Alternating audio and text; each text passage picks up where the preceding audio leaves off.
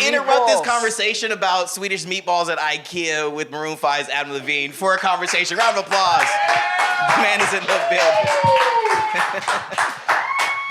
On the horizon, bro, we got to talk music. We got to talk shows, tours, iHeartRadio Music Festival, everything that feels right in your heart. And let's start with that. How does the heart feel, bro? Heart feels good. Yeah. Heart feels good. Excited for it, really ready for the world to get these songs. You've been living with them for a while, but now they're going to be ours in a couple of weeks, huh? Yeah, it's like kind of scary because I wrote them again, and there's no one to blame it on if it doesn't work out. Yeah. You can't bounce back on, yo, Benny, is this going to be a hit or No, not? Is this no, going to kill our career or not? It's you. None of it falls on Benny.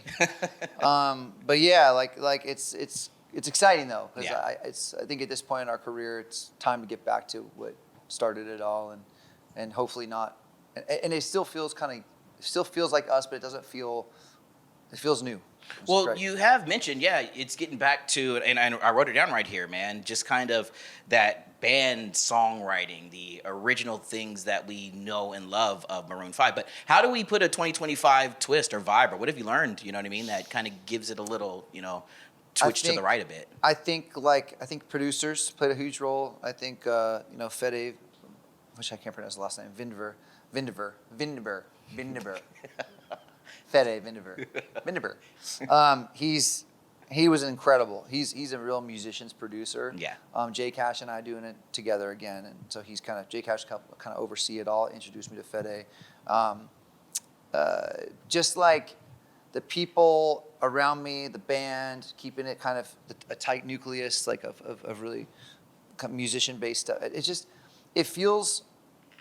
I'm excited for everyone to hear it. We used a lot of samples. Fede would chop these samples up. And okay. It's an interesting record. It's funky to see you guys just kind of feel like you're jamming again. You know what I mean? Yeah. PJ Morton, obviously. Well, everybody in the band is sick. I mean, yeah, James, and I mean, the whole squad. You guys just getting back into a jam session.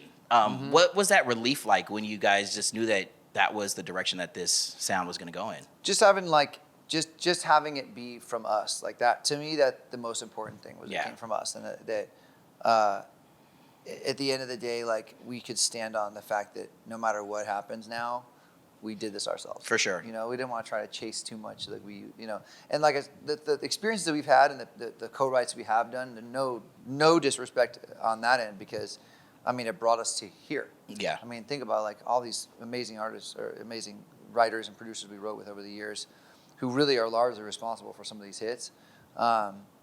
I also just kind of wanted to peel back the curtain. Let's talk about a priceless moment that we just had here. Hey, radio guy. But no, let's talk about this collab, this single, this song, working with La Lisa, man. What was that feeling like in your gut when you heard that she was the perfect person for this and knew that she was? I just kind of because Priceless is a really sweet song, and she has her edge and she has her attitude, but at the end of the day, there's a sweetness to her that I really thought was kind of perfect in tone for the record, this specific record.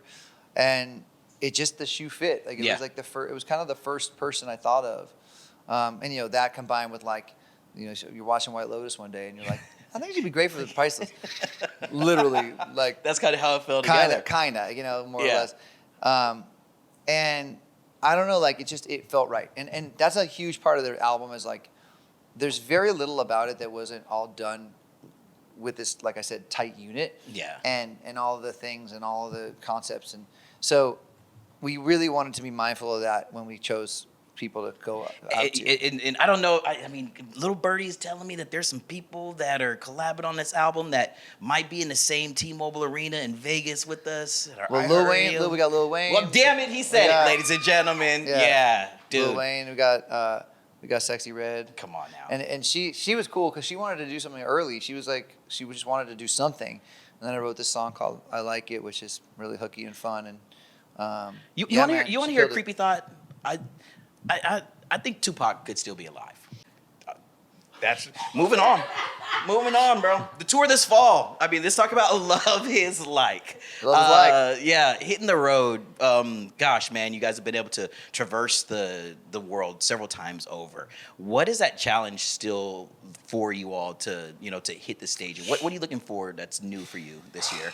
I think just putting together putting together an even. It's all about topping your last one. Yeah. I always feel like we do our best every time, and I go hard. And even just like the set design, we're working on that. We're working on that right now, and then we put the set list together eventually. But just, I kind of like have this thing. I want to go harder. Okay. Than everybody. I want to have it be as raw and real as possible.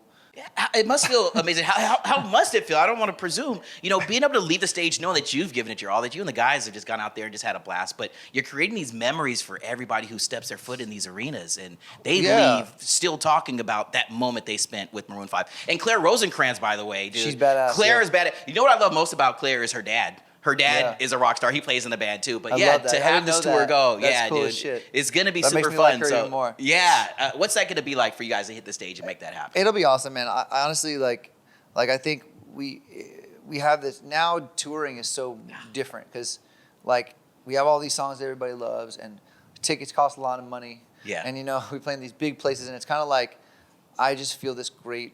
I want to put on I want to put our best foot forward always and be the best we can be because that's what people deserve. And I feel like now, even more than ever, never want to phone it in. We always just want to be going as hard as possible. And I think that's why people still come to our shows. You've never phoned it in, bro. Just recently I was hearing you tell a story about the injury where you got, sternum crush, but you still hit the stage and you give us your all, and that's why fans are. I was young, man. Now I'd be fucking out. I eat a piece of broccoli that doesn't agree. I'm staying home. Exactly. Right? I'm like, my tummy hurts. I'm not going on tour. Just really excited for all things this album, this tour, the fact that you are going to be with us in our iHeartRadio family in Las Vegas with some collaborators at our festival. Just thanks for being who you are. Thanks for staying true to who you are. Thanks for doing all the things that Maroon 5 has always done. It's all I know. Yeah. It's all I know how to do. Same. So I'll just keep doing that. Can we give a round of applause, ladies and gentlemen? This Adam Levine. Man, now I gotta show you.